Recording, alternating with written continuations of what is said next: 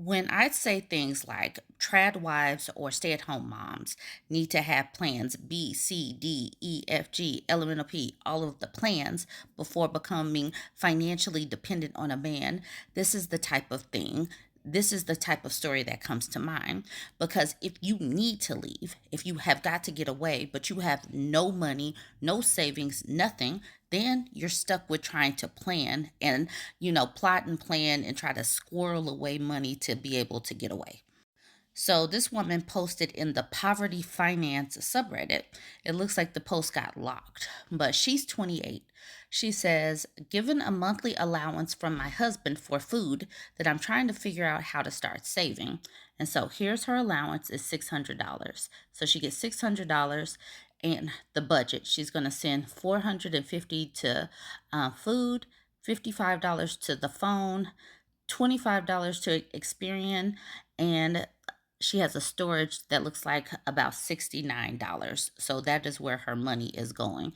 But she has a $600 budget, and it looks like a good chunk of it needs to go to food because that is what he's technically giving her money for. She says, Experian account is so I can lock my credit as he's attempted to open credit cards in my name. I'm trying extremely hard to save, but I'm working with a strict budget.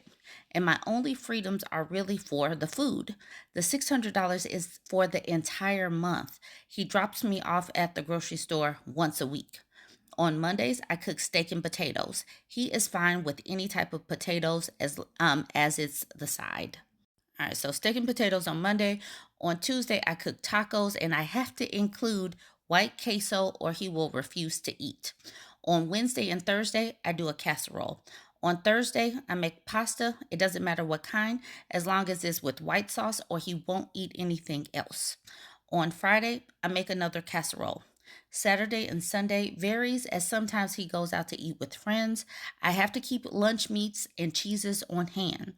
I would appreciate any suggestions on how to save money on our meals so I can take that extra amount and start saving it. I need a minimum of $900 for a lawyer. Please be kind. I know I don't have much to work with, and this probably isn't the typical post, but this is the only way I can feasibly save. Phone plan has unlimited data, as the plan he has me on does not, and we don't have Wi Fi at the house. I need it to stay connected. I also don't have a car. So this woman is stuck in many different ways. So, just reading this, just hearing this, you know that this woman is being financially abused. She doesn't talk about any other kind of abuse just in this post. She does talk in the comments, but the thing is, she has no money to get away. She doesn't have any outside connection if she lets her phone lapse. She doesn't have Wi Fi at home. Like she literally cannot get away.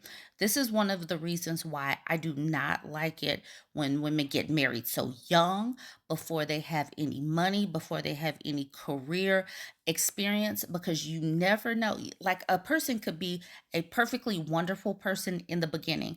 They'll say stuff like, I got you. I will take care of you. I got this. And it'll sound good, especially if you're tired or, stressed or, whatever.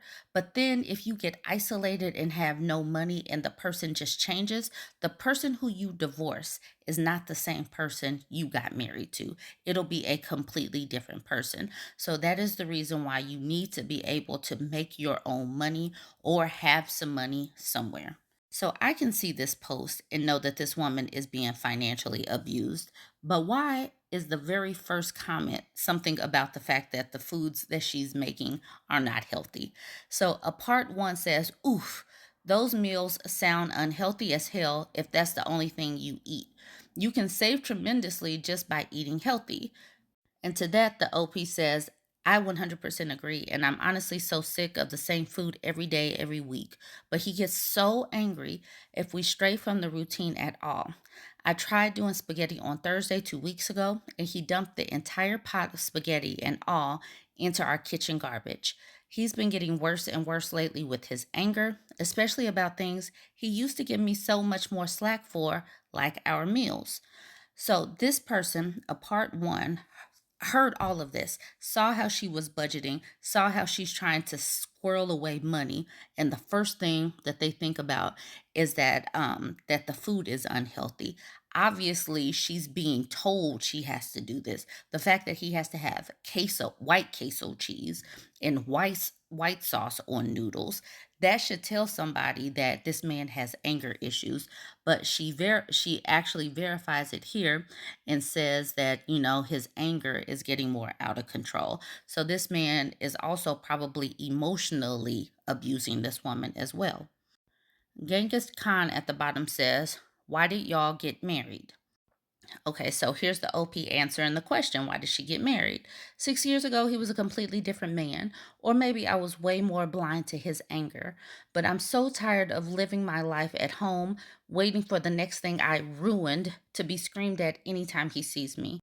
This answer is precisely how women get caught up.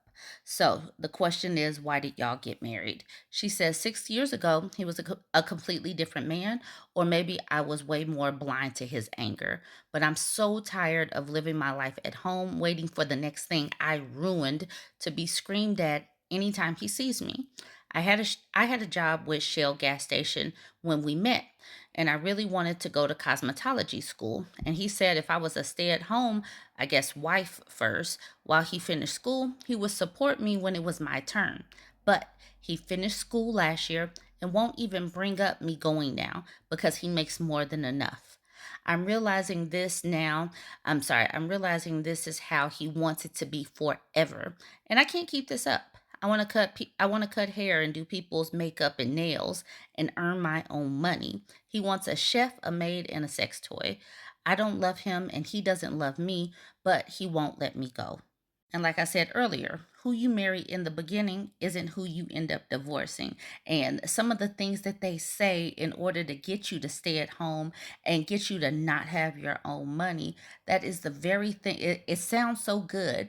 You just stay home now. And he made promises that she could go to school later. But now it shows that he lied to this woman, and they will lie to you. And that's the reason why you have to have some kind of spirit of self-preservation. And that's the reason why I continue to do these stories. Genghis Khan says, "You didn't give any reason for why y'all got married, aside from him promising to support you while you go to school. I'm sorry you're in this situation. It sounds like this is who he has been, and you latched on with the promise of educational support." Here's the OP. That was pretty much all I needed. I definitely have horrible taste in men. I thought he loved me and wanted to be successful together. I don't even know what love is anymore, or if I did to begin with. So it started out, this woman knows that she's in a sucky situation. So now we got this person just kind of piling on to make sure that she feels bad. And all she's really trying to do is game plan for getting out.